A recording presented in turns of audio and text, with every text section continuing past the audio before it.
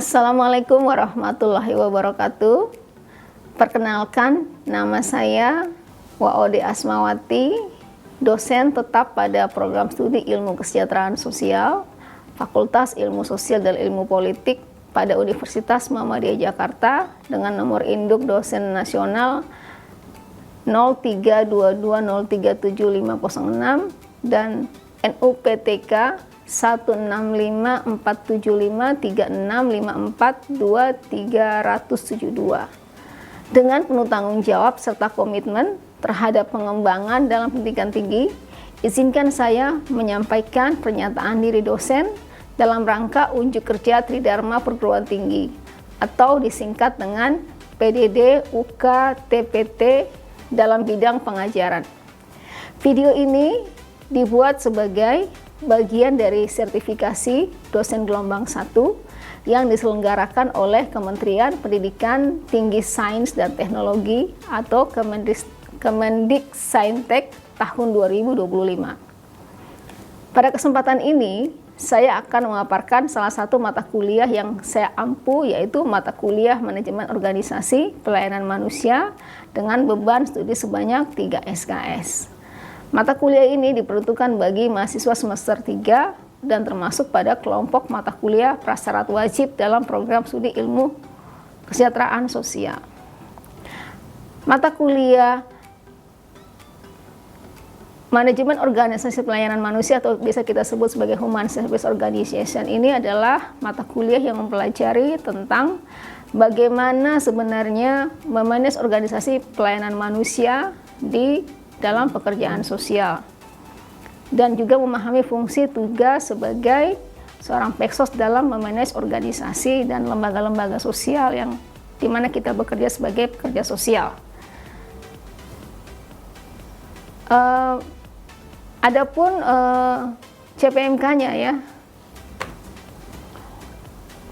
dari mata kuliah ini adalah yang pertama adalah memahami perspektif manajemen dalam pekerjaan sosial atau kesejahteraan sosial, dan kemudian memahami organisasi pelayanan sosial dan perbedaannya dengan organisasi lain, dan ketiga adalah memahami teori-teori organisasi dan kaitannya dengan manajemen pelayanan kemanusiaan.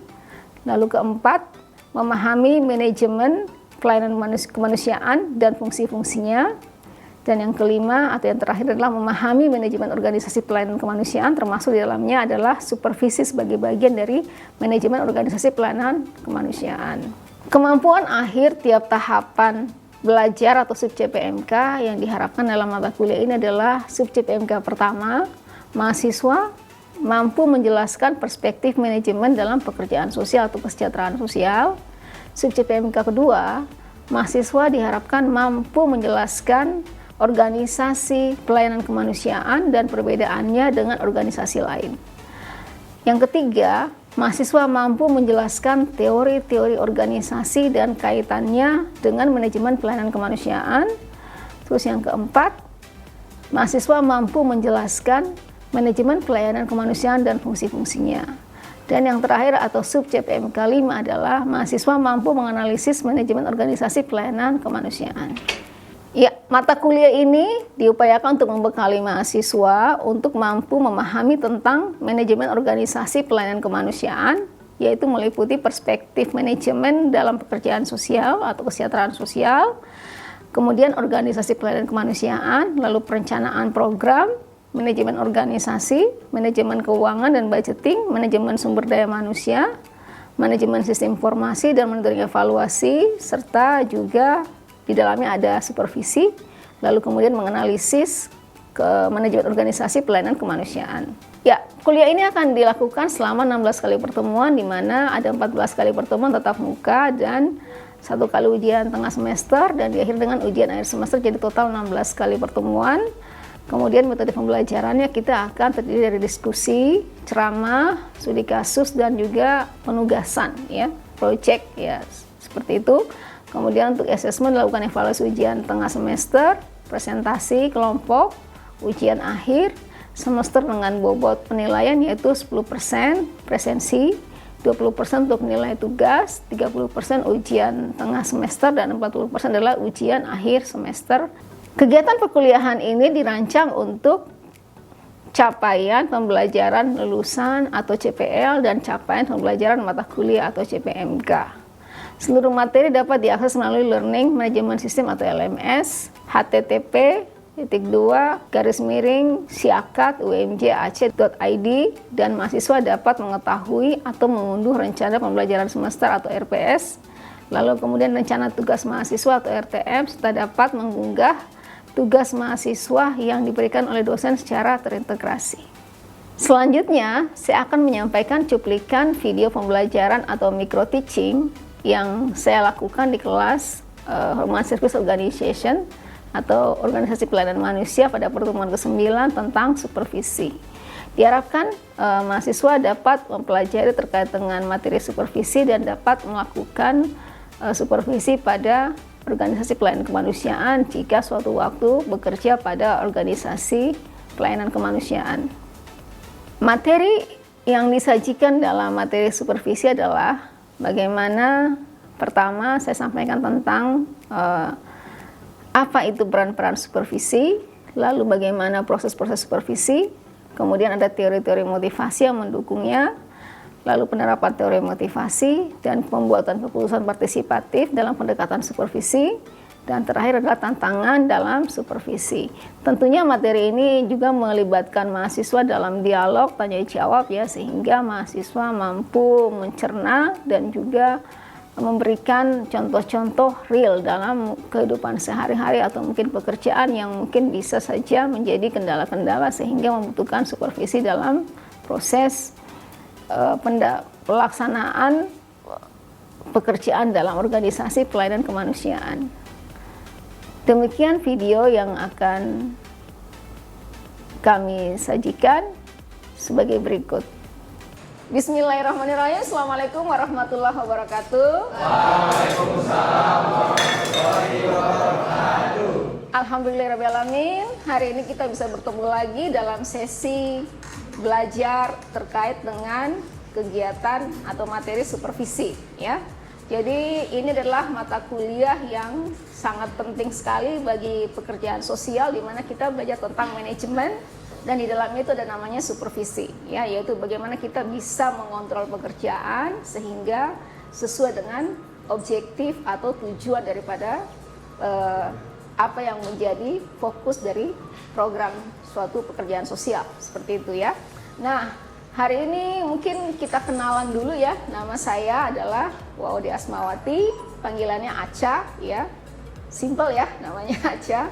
Terus sehari-harinya memang ngajar di ilmu kesejahteraan sosial ya, di mata kuliah Human Service Organization atau yang kita kenal sebagai organisasi pelayanan manusia. Seperti itu ya. Baik, sebelum kita memulai, kita baca dulu satu surat pendek ya, bisa dengan surah Al-Fatihah ya. Kita mulai bersama-sama. A'udzubillaminasyaitonirrajim. Bismillahirrahmanirrahim. Alhamdulillahirabbil alamin. Ar-Rahmanirrahim. Maliki yaumiddin. Iyyaka na'budu wa iyyaka nasta'in. Ihdinas siratal mustaqim. Siratal ladzina an'amta 'alaihim ghairil maghdubi 'alaihim waladdallin. Amin. Ya, terima kasih kita sudah membaca surat Al-Fatihah. Insya Allah menjadi perenungan kita dan juga mungkin menjadi ramu-ramu bagi kita ya, bahwa sebenarnya segala sesuatu yang kita mulai kita ucapkan dengan basmalah ya. Insya Allah menjadi berkah, ilmunya juga menjadi manfaat ya, dan itu yang terpenting bagi kita ya sebagai Peksos. Nah, kita akan mulai belajar tentang supervisi. Nah, yang kita akan angkat dalam materi hari ini adalah pertama adalah peran-peran supervisi ya. Apa sih perannya supervisi itu ya? Bagaimana dilakukan? Terus prosesnya seperti apa? supervisi, ya. Lalu teori-teorinya, motivasi, karena ini juga perlu untuk bisa membangkitkan semangat kerja dari tim, ya. Kalau ada yang masalah dengan timnya, kira-kira apa, itu bisa kita koreksi lewat berbagai macam pendekatan. Dan ini teori motivasi sangat penting untuk bisa merangsang, ya, teman-teman yang setim dengan kita untuk bekerja lebih giat, seperti itu. Lalu kemudian menerapkan teori motivasi, seperti apa motivasinya. Nanti kita akan bicara tentang Maslow, ya. Udah pernah dengar Maslow? Belum, teori Maslow, ya. Nah, nanti tentang kebutuhan-kebutuhan, ya. Ada kebutuhan dasar dan seterusnya. Nanti kita akan lihat di slide selanjutnya. Lalu kita pembuatan keputusan partisipatif. Itu kenapa penting harus melibatkan tim-tim dalam organisasi. Kenapa harus partisipatif? Nanti kita akan lihat, ya. Lalu kemudian tantangan dalam supervisi, ya, karena pasti ada challenge, ya. Challenge itu yang memang selalu berubah, ya, dan itu menjadi satu bagi orang yang senang dengan challenge itu akan menjadi satu tantangan, ya, dan selalu untuk bisa solve problem yang ada, ya. Nah, namanya dalam organisasi kita ketemu kan banyak orang, ya, kepalanya lain, isinya lain, ya. Jadi tentunya berbagai macam kepala itu harus disatukan dengan satu vision yang sama, ya. Sehingga organisasi yang kita pimpin dalam pelayanan pekerjaan sosial itu menjadi solid dan bisa berjalan mencapai tujuannya, gitu, ya. Itulah fungsi di situ leadership yang diperlukan, ya, seperti itu. Untuk mungkin satu orang biasanya dia sebagai manajer, ya, dalam satu perusahaan atau mungkin atasan lah, ya. Dia akan memantau bagaimana pekerjaan timnya, ya. Mungkin satu orang dia akan pantau, oh dia bikin, misalnya diminta tolong bikin budget, ya, budget program. Nah, dicek sama dia bagaimana pengerjaannya, ya, pakai metode apa, misalnya pakai Excel atau pakai pivot atau macam-macam, ya, caranya. Itu bisa dipantau langsung oleh si manajer atau supervisornya dia. Yang jelas dia adalah orang yang ada di atasnya itu melakukan supervisi atau pemantauan pada si karyawan itu, gitu, ya, seperti itu. Nah, di sini kita akan lihat mungkin bagaimana juga mengenal tentang skills, ya. Ini kita sebut sebagai personal skills, ya, karena setiap orang pastinya punya kemampuan. Setiap orang itu pasti, kalau kita bicara tentang SDM, ya, setiap orang itu adalah aset, ya, dalam pekerjaannya, gitu. Jadi kalau ada karyawan itu asetnya adalah aset perusahaan yang paling mahal, ya, sehingga dia harus didorong untuk terus berkembang, ya. Itulah fungsi supervisi untuk mendorong si karyawan sehingga dia berkembang secara maksimal, ya, baik dalam karir, pemikiran dan seterusnya, ya, sehingga dia bisa punya kemampuan-kemampuan baru, ya, itu, atau mengembangkan kemampuan. Nah, ini personal skill, ya. Nah, bagaimana seorang punya kapabilitas dalam pekerjaannya secara profesional, ya. Jadi semakin profesional, kalau dia pakai komputer misalnya, dia akan semakin ahli dalam penggunaan komputer. Kalau dia misalnya suatu waktu mimpin tim, dia akan semakin ahli dalam leadership, ya. Jadi semakin baik, semakin improve, ya, lewat supervisi ini adalah fungsinya untuk bisa mengimprove kemampuan-kemampuan yang ada dalam satu organisasi, ya. Nah, kita lihat dari definisi Amir, ya. Dia menjelaskan bahwa kapabilitas atau kemampuan, ya, itu bisa dieksploitasi secara baik, ya, sumber dayanya, gitu, ya. Karena setiap orang pasti punya kemampuan itu, gitu, dalam dirinya. Jadi dimaksimalkan lewat supervisi ini, ya. Nah, jadi potensi dirinya itu bisa kita eksplorasi lebih maksimal lagi lewat penggunaan supervisi, ya. Nah, karena setiap orang kita percaya dia punya kapasitas itu untuk maju, berkembang, ya. Nah, oke, ya. Terus kemudian kalau kita lihat definisi dari social work, apa sih social work itu? Dari International Federation of Social Work, ya. Jadi internasional yang memang menjadi pusat, ya, pusat organisasi pekerja sosial dunia, gitu, ya. Nah, bahwa coba mungkin bisa dibaca satu mahasiswa, bisa kita membaca lebih baik, ya. Coba siapa nih? Iya, Dio, coba Dio. Social work IFSW. Pekerja sosial sendiri berdasarkan International Federation of Social Workers adalah profesi yang mendorong upaya pemecahan masalah dalam hubungan antar manusia, perubahan sosial, pemberdayaan dan pembebasan manusia, dan memperbaiki masyarakat menggunakan teori-teori tentang perilaku manusia dan sistem sosial. Pekerjaan sosial melakukan intervensi pada pokok interaksi antar manusia dengan lingkungannya. Prinsip-prinsip hak asasi manusia dan keadilan sosial merupakan hal dasar atau fundamental pekerjaan sosial. Jadi ini adalah dari International Federation of Social Work ya, tentang bagaimana sebenarnya pekerjaan sosial itu ya, yang mendorong pemecahan masalah dalam hubungan antar manusia untuk perubahan sosial ya, melakukan pemberdayaan, pembebasan manusia, memperbaiki masyarakat ya. Nah, teorinya ini sangat penting dalam kita melihat perilaku manusia dan sistem sosial ya. Lalu pekerjaan sosial melakukan intervensi ya pada pokok interaksi antar manusia dengan lingkungannya ya. Prinsip hak asasi manusia itu menjadi satu yang sangat fundamental untuk bisa menegakkan keadilan sosial. Karena kalau kita melanggar hak ya, maka kita berarti tidak melakukan atau menegakkan keadilan sosial. Itu ya yang bagaimana seorang peksos bicara tentang keadilan sosial kalau dia nggak menghargai hak asasinya manusia yang ada di sekitarnya, itu kan jadi apa ya, bertentangan ya, seperti itu ya. Ya, ini adalah supervisi dalam pekerjaan sosial ya, di mana kita melihat ada kegiatan dalam peksos sendiri ya. Tentunya mungkin dalam berhubungan dengan klien ya, mengatur organisasi, bekerja dengan tim ya, itu perlu kita lihat bagaimana prosesnya ya.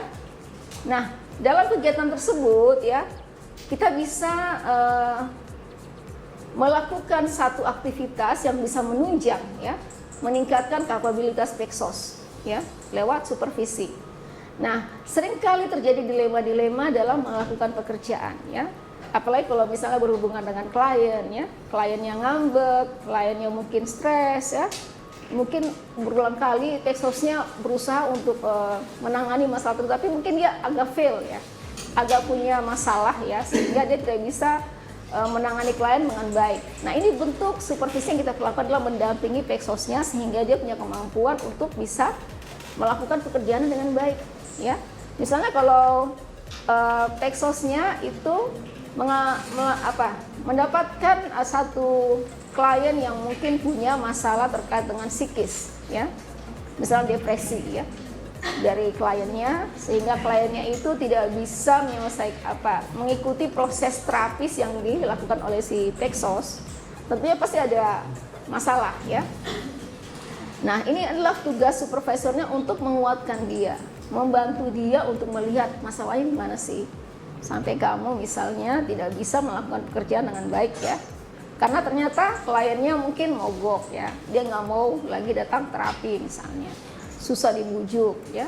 Jadi harus ada trik-trik yang nanti diberikan oleh si supervisornya untuk membantu si peksosnya sehingga peksos bisa bekerja dengan baik, mendampingi si klien gitu. Mungkin model terapinya, pendekatannya berbeda dan seterusnya, itu harus diperhatikan sehingga nanti peksosnya bisa melakukan pekerjaan bersama klien itu dan kliennya bisa sembuh ya.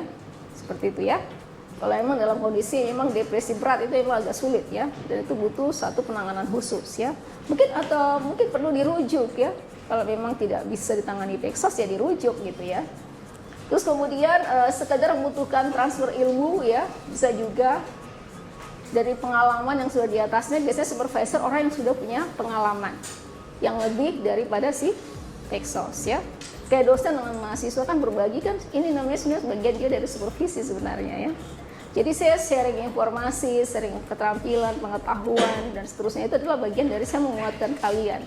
Nah, itu adalah fungsi supervisi ya. Seperti itu.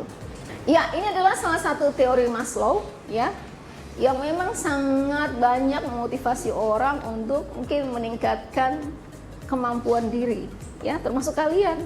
Saya juga belajar dari Maslow ya. Kenapa saya sampai saat ini seperti ini? Saya banyak juga belajar dari teori Maslow ini ya, bahwa sebenarnya manusia itu pada tingkat dasar dia punya namanya kebutuhan fisiologis. Apa itu kebutuhan fisiologis? Ada yang tahu? Ayo, sehari-hari pasti fisik ya. Ada yang tahu? Coba angkat tangan. Apa itu fisiologis? Kalau makan itu masuk nggak kebutuhan fisiologis? Masuk kan? Kita kan untuk punya fisik baik kan kita harus makan teratur ya, hidup teratur ya, punya pakaian dari dingin, melindungi dari hujan dan seterusnya, punya rumah ya. Jadi basic needs ya. Yang namanya itu sandang, pangan, papan ya. Itu basic needs fisiologis ya. Ya, kita butuh sehat ya. Ya itu fisiologis. Jadi sangat dasar banget ya. Nah kalau kebutuhan ini belum selesai, maka kita nggak bisa naik ke atas. Ya.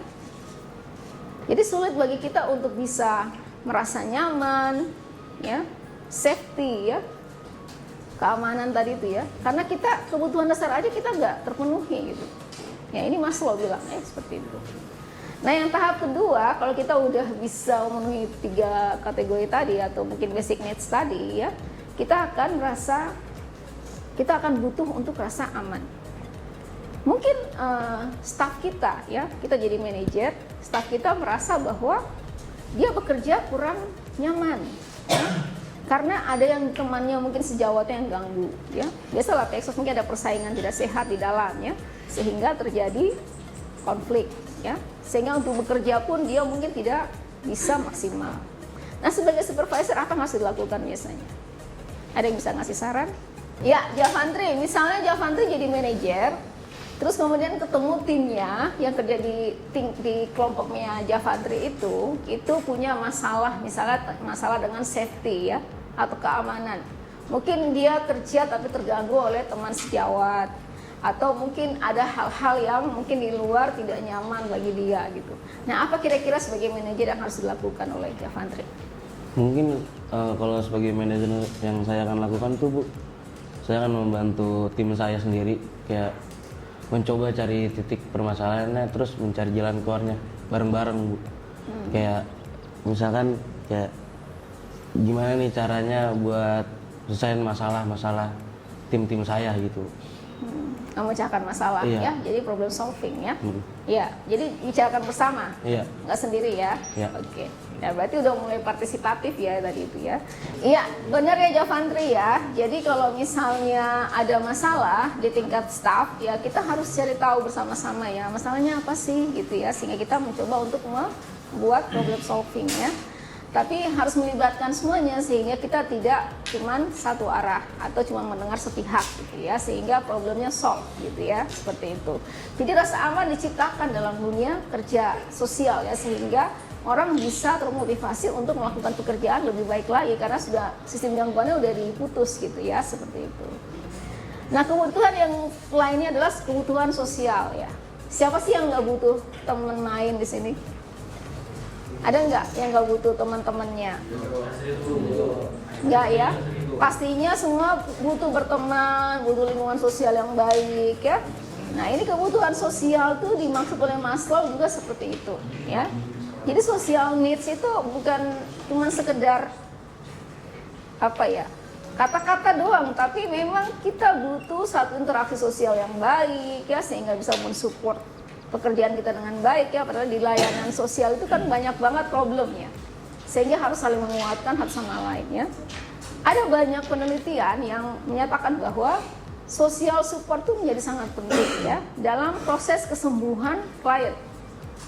Oke, jadi ini bagaimana menerapkan teori Maslow tadi ya. Kira-kira apa yang bisa kita lakukan dengan menerapkan teori Maslow ya. Nah dalam supervisi, manajer itu harus punya kemampuan motivasi. Makanya kenapa leader itu harus punya pengalaman, punya pengetahuan lebih baik, yang lebih baik dari anggotanya gitu. Karena, atau leader ya, dia harus punya kemampuan lebih baik dari anggotanya. Jadi kalau pilih leader, jangan cuma karena dia suara terbanyak ya, tapi lihat kemampuan di awalnya dulu. Makanya perlu ada screening dulu kan, kalau leader itu ya, sehingga dia betul nggak jadi leader, bagus nggak nanti. Baik, ada yang mau bertanya tentang materi supervisi?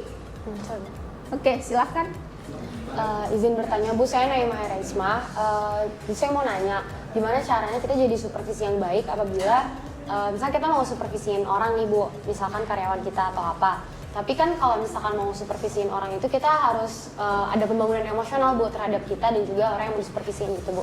Tapi bagaimana apabila orang yang mau disupervisiin itu ternyata tidak nyaman lah Bu tentang pembangunan emosional itu, atau mungkin dia nganggap risih atau kayak nganggap manajernya terlalu ikut campur gitu. Itu kan pasti ada aja lah Bu orang-orang yang kayak gitu.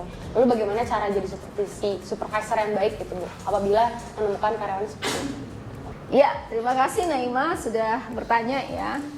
Kita sebagai manajer ya, misalnya punya kendala dalam masalah karyawan di lembaga sosial ya, pelayanan sosial itu memang pasti ada ya. Dan kedekatan emosional itu menjadi sangat penting pada saat kita mencoba menginfluence orang ya. Nah, apabila ada rejection atau penolakan dari orang tersebut kepada kita harus tahu dulu nih apa sih masalahnya gitu ya. Mungkin bisa cari tahu lewat teman dekat dia, bagaimana dia sebenarnya, apa yang dia sukai ya. Dan yang paling penting bagaimana kita membangun komunikasi yang baik dengan si karyawan tersebut ya. Ya, jadi kesimpulannya adalah kita belajar supervisi itu sangat penting sekali ya dalam kita memonitor bagaimana perkembangan kelembagaan kita, utamanya di tingkat pengembangan organisasi ataupun staf ya. Karena staf itu adalah aset bagi organisasi HSO ya, di mana HSO itu adalah lembaga-lembaga sosial yang memang butuh support dari banyak eksos atau mungkin staf lain yang punya manfaat atau relasi sekaligus pada pengembangan organisasi ya. Nah, teori motivasi tadi dari Maslow salah satunya yang bisa kita pakai untuk membantu orang termotivasi melakukan pekerjaan yang mungkin sama-sama kita lakukan dalam lembaga pekerjaan sosial yang ada di Human Service Organization ya, atau lembaga pelayanan kemanusiaan ya, seperti itu. Nah, tadi beberapa pertanyaan, masukan saya kira bagus sekali ya untuk kita bisa mengenal. Yang jelas leadership sangat penting sekali dalam satu pekerjaan yang dimana itu fungsi manajer atau mungkin direktur ya yang lebih tinggi itu bisa memahami lebih jauh tentang bagaimana mensupport karyawan sehingga bisa bekerja dengan maksimal dan mencapai tujuan organisasi. Saya kira itu ya dari kita. Ada pertanyaan lagi atau tanggapan? Silakan. Cukup ya? Oke. Baik, kita karena sudah selesai ya, kita ucapkan hamdalah bersama-sama. Alhamdulillahirabbil alamin. Saya akhiri bila bisamil haq, fasabiqul khairat. Assalamualaikum warahmatullahi wabarakatuh. Waalaikumsalam warahmatullahi wabarakatuh. Terima kasih ya semuanya.